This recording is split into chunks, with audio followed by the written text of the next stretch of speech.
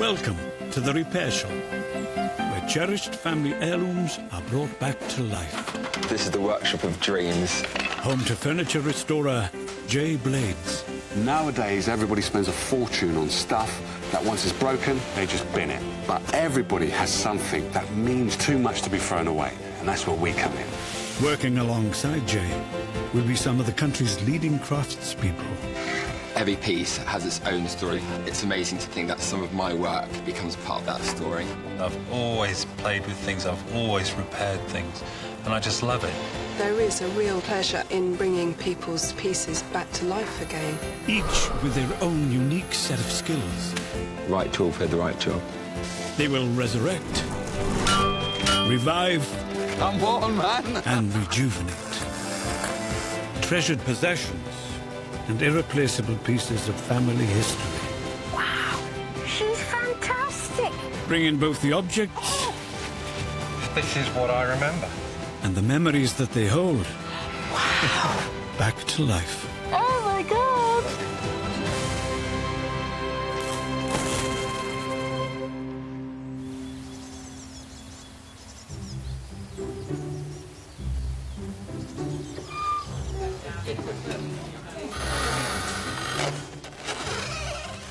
In the Repair Shop today, it's a team effort to revive a modern design classic. Hold on. I can see it. That's it. Yeah, do that one next. Who do you reckon's going to get to the end first? Well, I think I got my money on Jay. Give me some of that. Go. And something to test the skills of antique photography expert Brenton. It's a box of bits Box of at the bits. moment. There's a lot of bits. There's a lot of bits. What do you reckon? But first, the Repair Shop is about to take receipt of a very special item. Hello, you all right? yes, thank you. Natalie Cummings from Shropshire is here with a very precious family heirloom that needs rescuing. So what is this then? It's a violin. It's a violin, yeah? Restorer John Dilworth is a violin specialist and has worked on some of the world's most valuable instruments. It's in a pretty poor condition. Oh, you've got a case within a case. It's a bit like pass the parcel. There we go. Wow. Yeah, that's seen better days. Slight obvious problem there, yeah. There is a bit, isn't there? So what's the story behind this then? Well, the violin belonged to my grandfather, and it was passed to my aunt, who was sent to Auschwitz in 1939.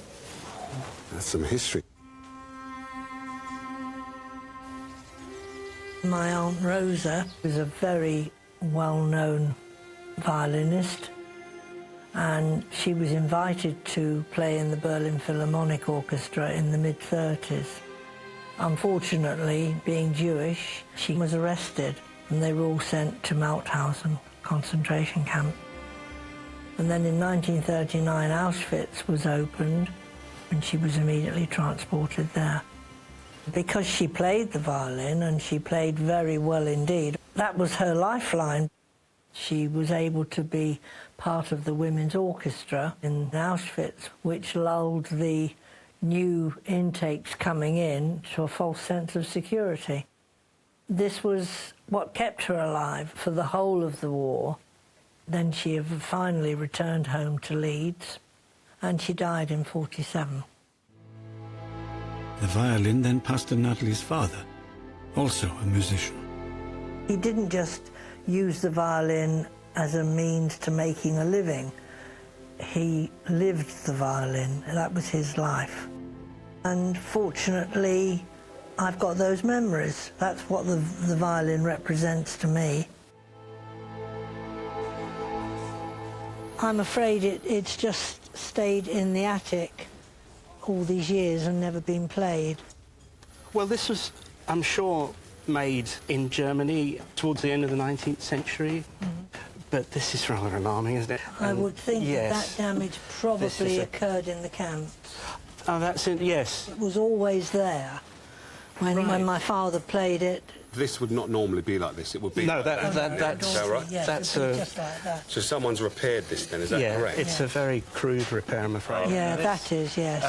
Well, kind of stating the obvious, what could we do for you then? Well, it would just be so great if it could be restored. If it could be played again, it would be such a bonus. I think the violin's probably the most important thing in my life.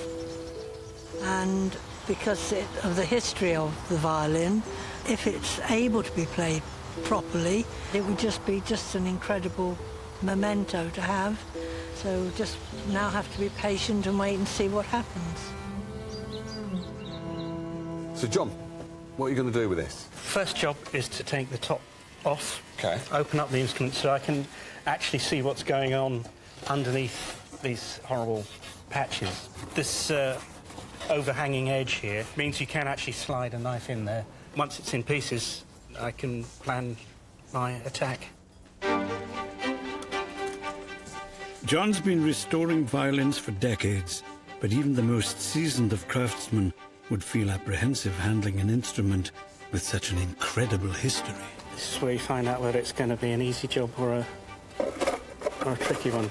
You have to find out which way the wood is splitting, and if the wood is splitting in your favour, that's great. And when you hear those nice pops, that's the glue cracking, not the wood. OK, plan B. We're going to go around the other way, attack from the other side.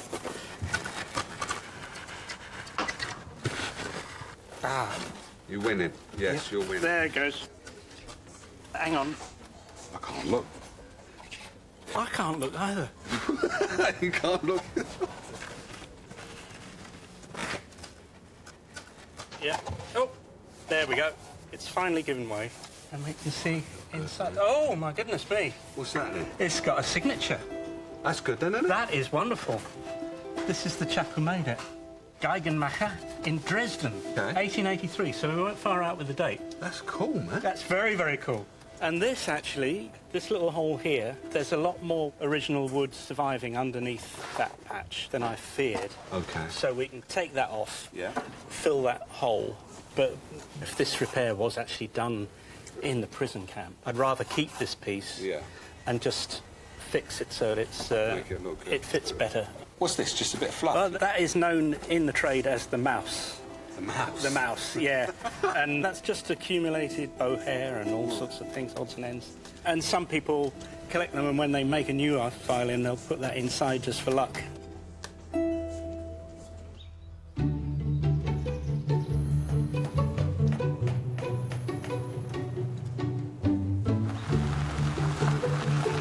Next into the repair shop, another item steeped in European history.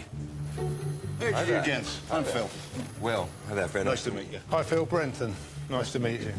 Phil Jones has brought in a piece of his family history for Will and antique photography expert Brenton West. So, what's in the box?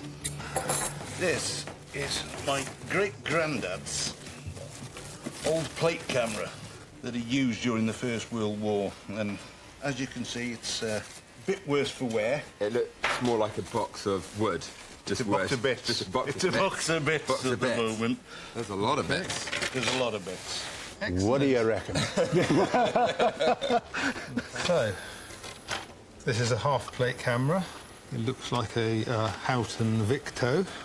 It's a good camera. It's a good mahogany brass camera from the turn of the last century, so 1900, 1910, something like that. Yeah, well, according to my mother, my great-granddad used to take pictures for the War Department during World War One. He was that's his belt buckle off his military belt. That's nice.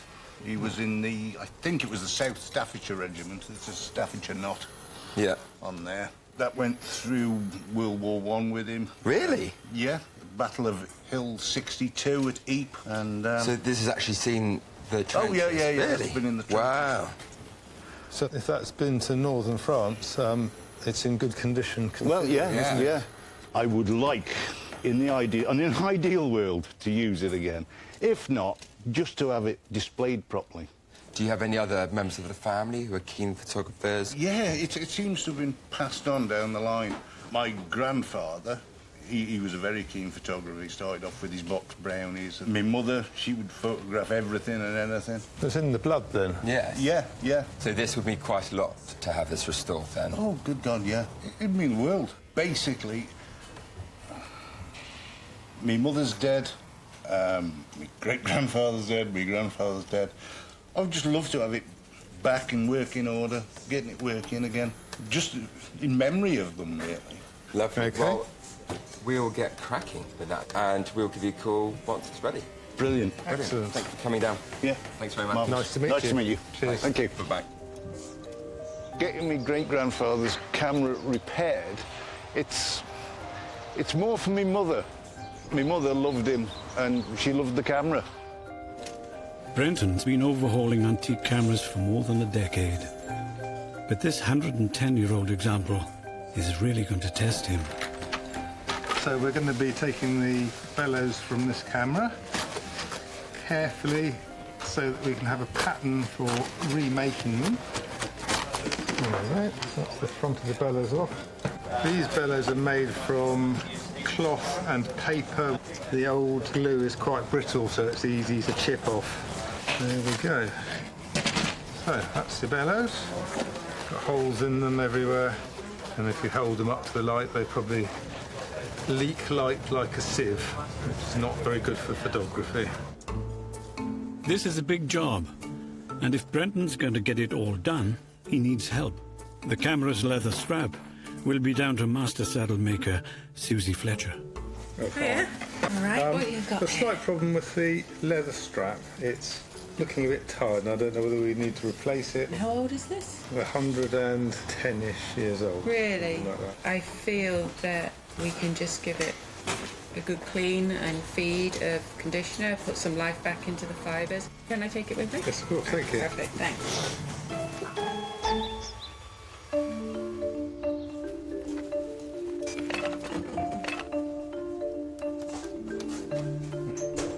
Over on his workbench, John is cooking up a plan to revitalise Natalie's beloved violin.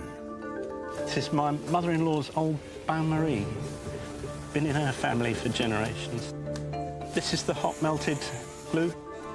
The violin's long and arduous life, including spending the war in a concentration camp, has taken its toll. And in the past, has been repaired by whatever means were available. This rib that is, I believe, donated to the violin while it was in the prison camp from another instrument. I would like to keep this as part of the violin now, you know, because it's part of its history. And I've put these little studs in place so that we've got something to glue it to. This is the first time I've done this particular job in my life, but then that's the thing with restoration. The fun of it is working out how to do it, because they're never the same twice, really. That's lovely. It's got a nice little bead of glue oozing out around the edges that tells me that that's sitting very comfortably. That's great. That's that rib fixed. This side hasn't gone quite so smoothly, but needs a bit of remedial work, but it's okay.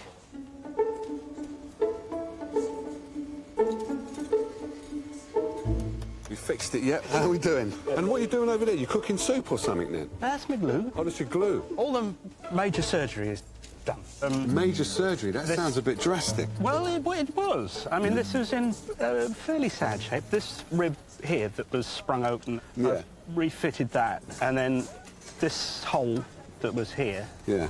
we've filled that with a patch. So that's a bit like what a dentist would do, like filling. Oh, don't talk to me about a dentist. I'll come back and see you again, all right? Yeah, OK. While the body recovers from its structural surgery, John turns his attention to repairing the damage to the top. The whole thing's resonating nicely. Before the two parts can be married back together again. So once we start gluing, we're committed. And we want a good, strong joint here, especially at the neck. That's what determines everything about the instrument.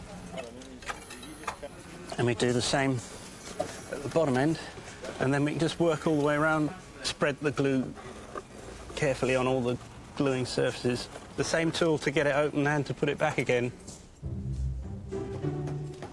Once glued, John clamps the violin together to let it set. But it won't be until he's completed the restoration that he'll find out if his repairs have also restored the violin's voice. If you get any stage of this wrong, it'll compromise the sound. Getting everything in the correct alignment, getting all the tensions even, all adds up in the end to giving the instrument the right voice, the right sound. While John finishes gluing the delicate instrument, a somewhat larger item is on its way into the repair shop. Hello. Hi. Chris and Tim have brought something that's even got Will and Steve scratching their heads. Ah. What have we got? I'll take the heavy bit. Oh, I can just about manage the beats.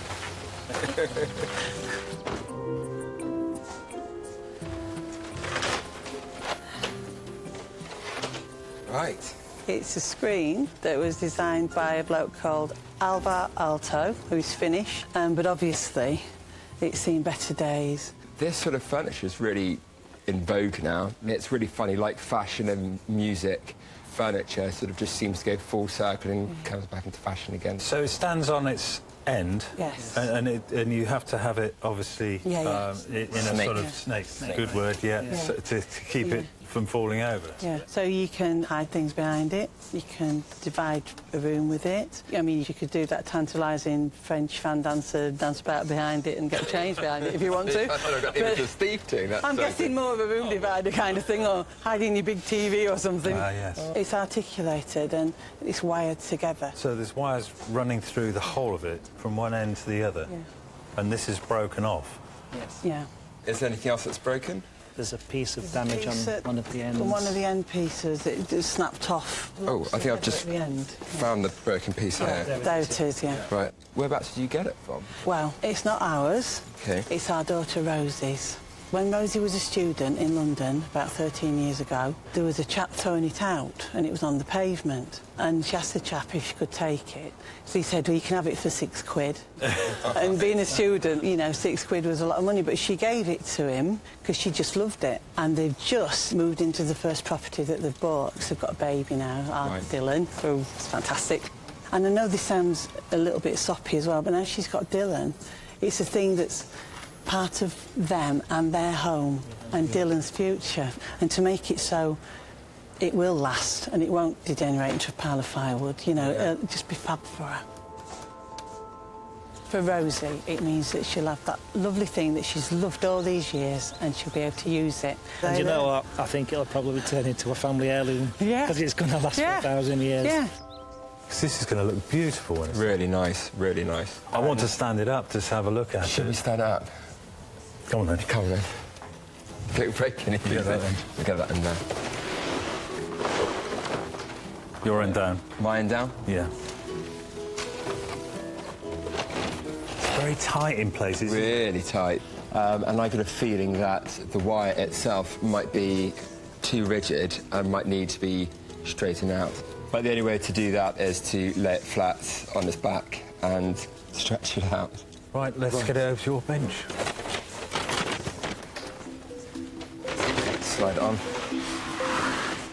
The screen was created by Finnish architect and designer Aalto, considered by many as a pioneer of 20th century modern architecture and design. Like the screen, early examples of his furniture are now highly sought after, although usually when in slightly better condition. Ready? All right. That is really stiff wire, isn't it? Really stiff wire.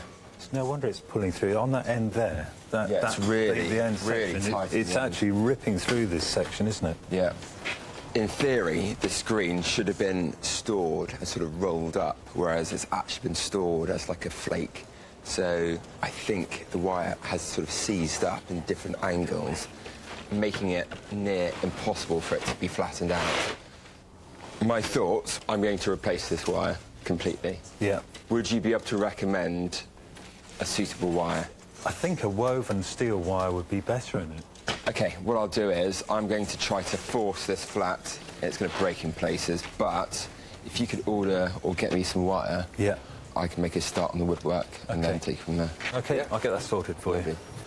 Thanks, Steve.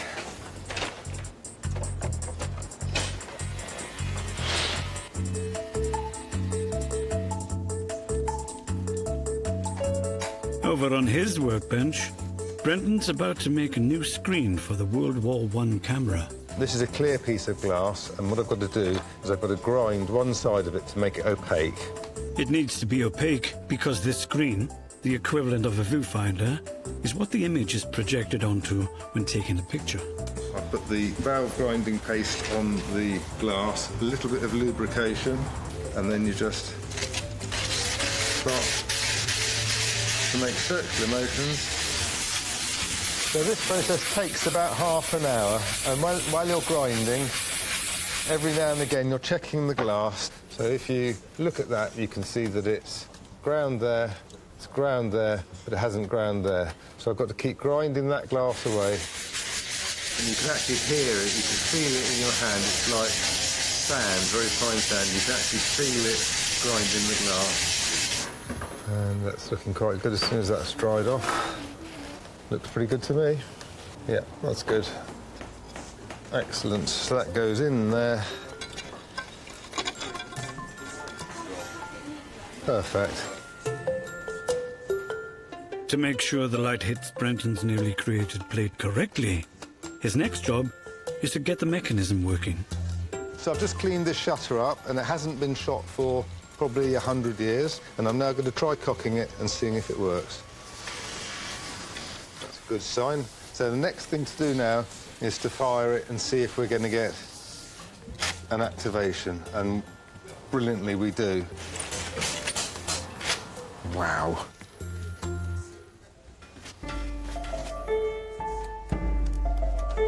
John's been waiting for the repairs to dry on the violin. I've just taken the clamps off. The glue's nice and dry now. But the next thing to do is the fingerboard. And this, I think, is very moving, really. You can actually see fingerprints in it. And to think that was happening in the prison camp and all through the long history of the violin. But unfortunately, that's all got to be smoothed out to make it playable.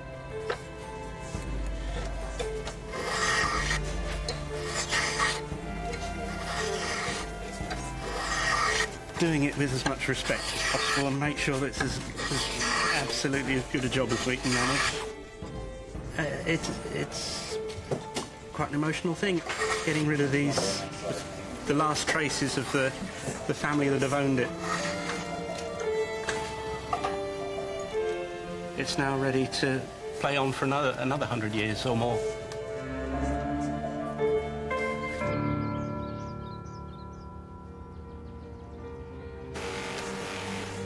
Also striving to preserve the historical integrity of his piece, Brenton is restoring the external fittings of the camera. All made of brass, they've corroded over time. So that's polished that with an abrasive which is quite coarse. I'm now going to put a different wheel on there, and if you use a finer polish, it makes the shine beautiful at the end.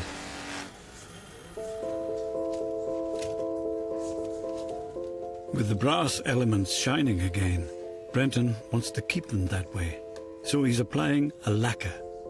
It will fade down a bit, but it won't go green, and it'll save the owner having to worry about polishing it.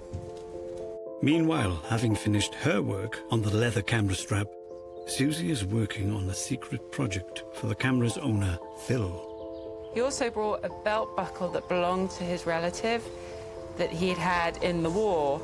And we thought it'd be a nice idea as a surprise to make the belt buckle up into a usable belt for him. What I'm doing here is staining the edge of the leather. And the key is not to drip the edge stain down.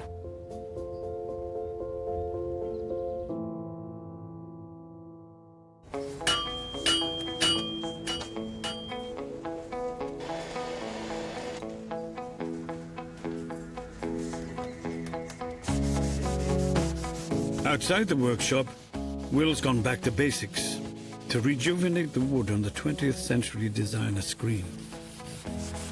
You're doing all this by hand? So much sanding. It's taking ages, isn't it? So much sanding. Why are you doing it by hand?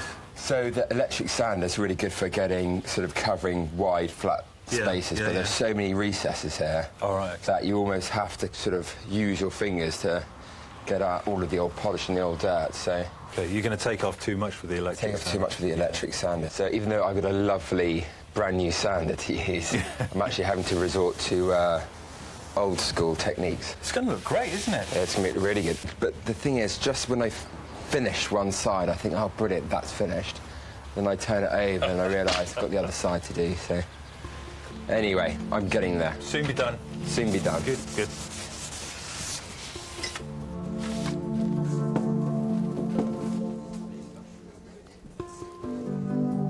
Finally, having sanded 82 slats 3 times each side, and polishing and varnishing those 82 slats each side, Will can now turn his attention to the broken piece. I found some pine, which sort of matches pretty closely to the piece that I need, so I'm just working out a way to join both pieces together. So far, all Will has to show for his long hours of labour are 82 individual strips of finely polished pine. Now comes the task of transforming them back into a 20th century Nordic design classic. You ready? Have you got the wire? I have, look, what I've done. Soldered Amazing. on one end, the other end's obviously free, so you put it through the holes. Let's give it a whirl. Now, let me just get this right. Steve, you're going to feed his wire through this? Yeah. All right, let's see this out. Let us begin. Hold on, I've got to find this hole first. Well, that's the big one. Come on, I'm in the lead. This is a race. Hold on, I can see it, but that's it. Yeah, do that one next. That's it. Look, just push it. It's not as easy as just pushing it all the way through. I guarantee you it is, mate. That's it. OK, Steve, it's not a race. You're not going to win anything. I'm just doing it. I just... Who do you reckon's going to get to the end first? Well, I think I got my money on Jay. Give me some of that. Go. Thanks for taking over, Jay. You're more than welcome, sir. You're more than welcome. That's it. Oh, whoa, we've missed one. We've missed 2. Why don't you have some sort of rhythm going, like heave-ho or something? Then you could do it in time. Well, I totally agree with you. At the beginning, we didn't have a rhythm, but now we're like the Commodores. Steve, come on, you can do it. A bit faster. You've got to the end. Neck and neck, then neck and neck, then neck and neck. No, Steve's got it. Look. Yay! There you are. I'll let him win.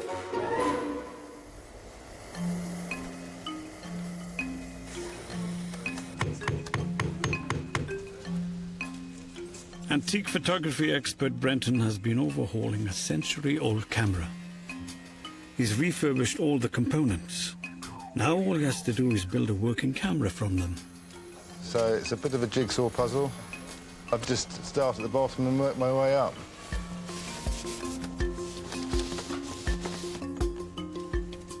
I've just got to tighten these up and that'll be locked in place forever.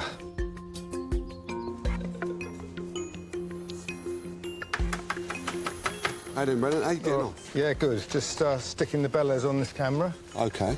And... so you stick it on there and there? Yeah, so this is contact adhesive, so we have to let that dry. So why are you sticking it on there? What's that going to create? So the bellows creates a light-free zone. Right. OK, the lens goes on the front. OK. The film goes on the back. Yeah. And no light can get into that area which you use for focusing the camera by moving it backwards and forwards. I'm with you. And then obviously you've got a film in the back where it projects onto. Yeah, so it projects onto this ground glass screen. We can look through. Yeah. And see the picture on there. Yeah. And then you expose the film. All right, so it's going to be working then, isn't it? I hope so, yeah. What? You know so? Are you going to try it out? Well, I'm hopefully going to take a picture of you lot. Oh, is it? Yeah. All of the guys in here. All right, well, you best stick that together, then. OK, I will do. I'll let you crack on.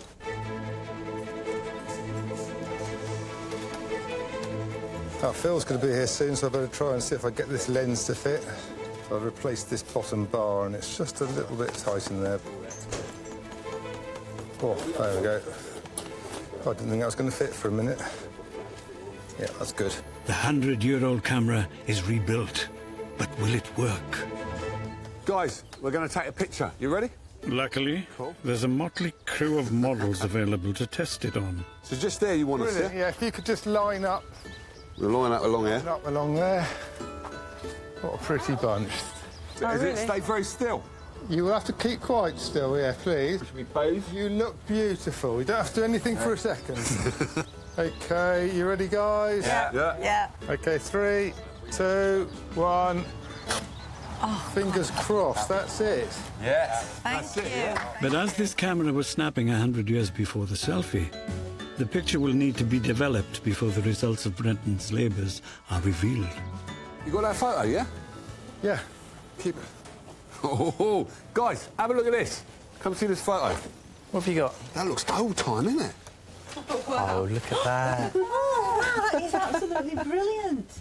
It's amazing. That's what an old lens makes you look old-fashioned. Well, you all look quite old-fashioned with Dom's big beard and apron. He looks like he's something from another time. But me, I just look like I'm a time traveller compared to you guys. Like, how can someone in those times have such white teeth? Oh, such knobbly knees. Knobbly knees? Yeah. You've done an amazing job on that. That was literally a box of bits, right? A box of bits, yeah. Now it's all put back together in a functional camera.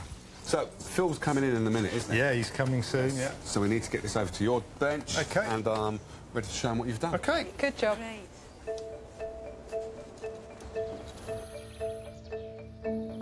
Phil Jones came to the repair shop, longing to take pictures with his great-grandfather's camera. The dreams of taking a photograph with it. My hopes were dashed, really. I thought there's no way on earth this is going to work again. If they've done anything with that, I'm going to be amazed. To have this camera repaired, it's going to mean the world to me. It's one of the last ties to the family that we've got. We're running out of family. I would like to have something left as a reminder. How we doing, Phil? Mr. Blade, sir. You all right? Yep. Let's go. Brenton, nice to see you again. Nice to see you. What was it like when you dropped it off? Oh, it's a box of bits. So, would you like to have a look? I would, yeah. OK. So there is your camera, sir. Oh, my God. Wow. It is absolutely amazing. That's brilliant. Have a look. Yeah. I don't want to drop it. And it all works. The shutter works. Everything works on it. That's amazing. Absolutely amazing. I can't believe you did it. Glad you like it. Thank you very much, sir. No problem at all. Thank you very much. So how's it feel to have it all restored and working? I'm lost for words. I did not think it'd be done. I was expecting a phone call saying, look, we had a go. But... Well, you're forgetting where you've come to. This is the repair shop, mate. Yeah? Yeah. We can't give you that phone call. Working as well. Oh, I'm amazed. And where are you going to have it? Once it goes back home, where's it going to be? Pride of place, or is it going to be in another box? It's going to be used. Yeah. When it's not in use, it's going to take pride of place on the shelf. I don't care what the wife says. It's going on the shelf. On the shelf. It's going on the shelf in the living room. And we've got one more little thing for you. What's that? Well, when you came in, you left us a belt buckle.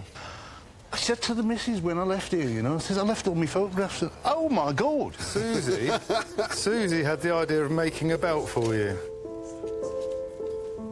So wow. So that's your buckle, and that's Susie's belt she made you. That's beautiful. Thank you very much. Brilliant. Oh, bless you. Brenton, thanks for everything. The belt, the camera. Been a pleasure. Chuffed a bit. Pleasure. I'm Chuffed a bit. Glad you're pleased. It's been really, really that's, good. I'm amazed. I feel totally shell-shocked. I'm just amazed at what the work they've done. I did not think it could ever turn out that good. Well done, you, eh? Yeah. Eh? Happy customer? Very happy customer. Good, good. And the belt was a nice touch. I do like that. And when I saw this belt,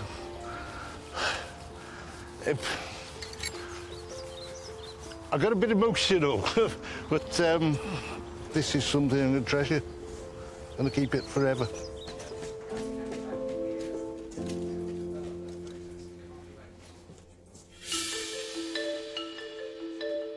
The repair shop is rediscovering history by renovating precious heirlooms. Legacies brought back to life by skilled artisans. Will and Steve have reached a crucial stage with the classic mid-century screen. Righty-ho, here we go. Tightening the wires that keep the 82 individual slats together. So if I pull this tight, if I'm just tensioning... Too tight, and the screen won't be flexible enough to stand up. Too loose, and the screen will simply fall over.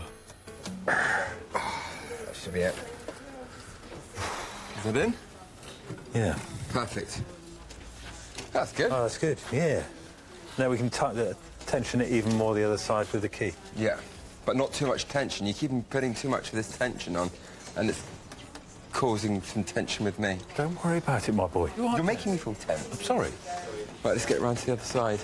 Gosh. Keep it out. You don't have to go wild. I do. The final wires are tightened. So we're going to stand it upright. Yeah. OK, moment of truth. Moment of truth. Do you know it's all going to go like this? It's not going to, Steve, especially with that tension you've been putting on it.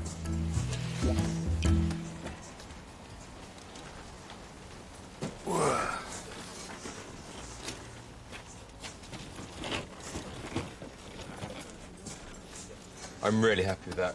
That's fantastic. It's great, isn't it? Yeah. Yeah? Really? Steve? Yes? I don't know if you can see anything. Yeah?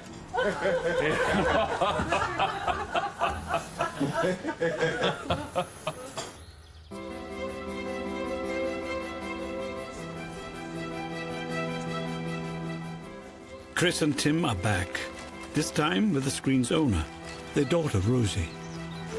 She managed to bag this design classic as a resourceful student, but it was looking its age. Dulled wood and wiring that had warped and twisted, leaving the screen unusable. I'm a little bit excited, but also a bit nervous because it wasn't in the best condition, and I know it wasn't. So, yeah, it's just full of trepidation, really. Hi, Will. See you. Rosie. Nice to meet you, Rosie.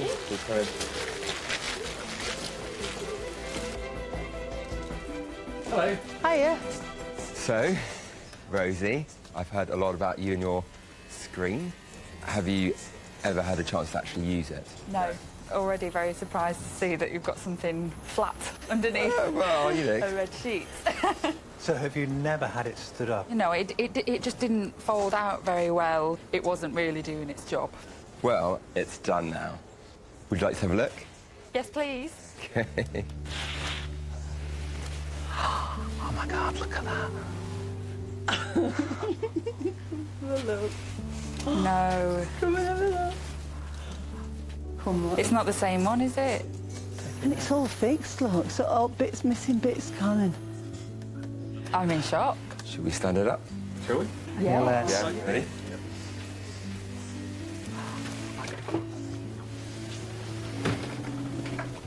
Oh, look at that. Oh, I can't believe that. Look at it. It's undulating at last. It's flexible. I can't believe it. It looks amazing.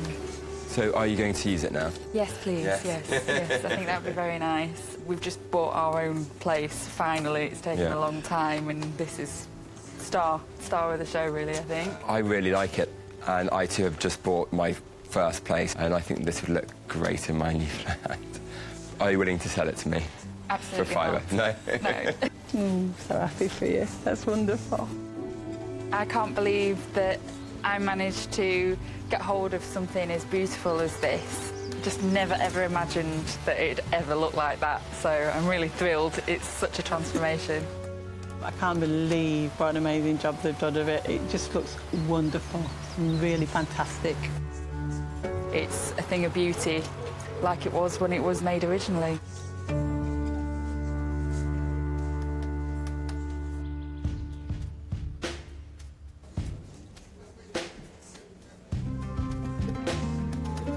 Over at John's desk, he's fine-tuning Natalie's violin, which survived the war in a concentration camp with her Aunt Rosa. before being played professionally by her father. And that looks nice, John. Oh, Jay. You all right? How you getting on? Well, it's job done. So have you finished then? It's completely no done. more to do. Just need someone to play. Can I touch it? Yeah. Please do. Yeah. The usual thing. Yeah, by the neck and the end pin there. Yeah. I've been watching you. All right. I see how you picked it up. Yeah, like that. That's it. Yeah. You've done a brilliant job here, John. Well, thank you. It's nice, superb. So the main thing is this violin going to sound as good as when Natalie remembers her dad playing it? Well, I would hope it sounded a lot better. I mean, when her father was playing it, it was still in that very, very damaged condition as it had come from the camp. Right. But the problem I've got, though, John, is you said that you're not going to play in front of anybody. So how are we going to hear this, then? Well, luckily, I do know a few people in the biz, you know. Oh, you should do, yeah. There's a dab hand with the old bow. OK. And he's going to come along, and it should sound as well as it's ever done. So the last thing to do is put the mass in. Yes, yeah, I guess so. This little ball of fluff had been gradually building up over the 100-odd years since it was made, and so it seems appropriate to pop it back in. In you go, back home. There. The mouse has gone home. Yeah, and the violin is finished. John's labour of love is complete. The violin has been passed down the family line, sustaining knocks and patches throughout its turbulent history, and in recent years had fallen into total disrepair. But John's biggest test remains. Has he got the violin looking and sounding as Natalie remembers? It's been part of my life for a very long time. It's just been through so much. It's a pity it can't speak for itself. Hello, Natalie. Hello. How you doing? All right, thank you. Nice to see you. Likewise. You come for your violin? Yes, please. John? Natalie's here. Hello, Natalie. Lovely to see you. Yes, and you? So, Natalie, before we open this, how are you feeling? Oh, apprehensive. And I'm very excited, really, to see what it looks like. John, over to you.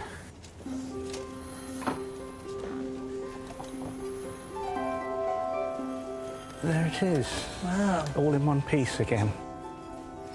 Oh, it looks lovely, doesn't it?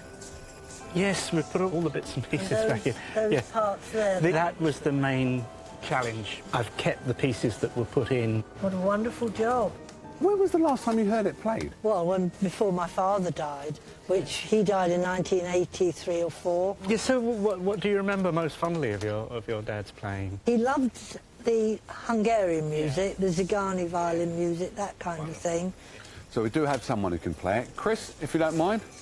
The honour of playing the violin for the first time since Natalie's father falls to one of the country's leading violinists. John has drafted in Christian Garrick, who has also composed a special piece in honour of Natalie and her family. I think this is just the man to play your fiddle for you. It'd be a great pleasure. It's very exciting.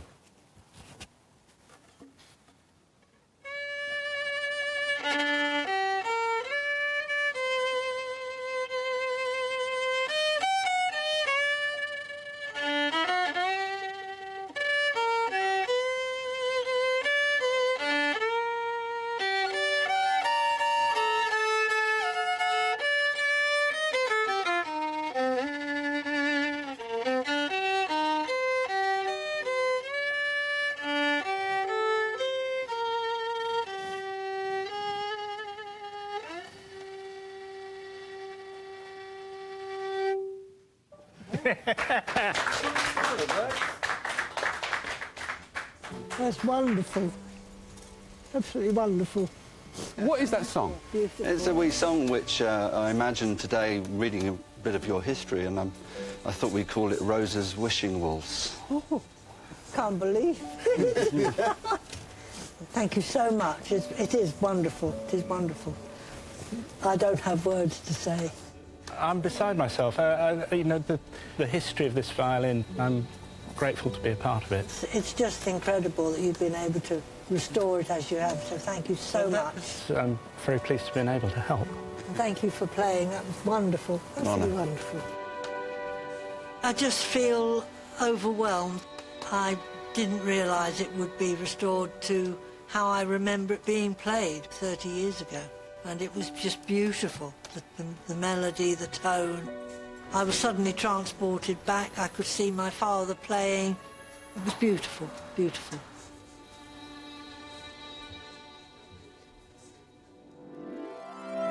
Join us next time for more extraordinary restorations on some of Britain's extraordinary objects.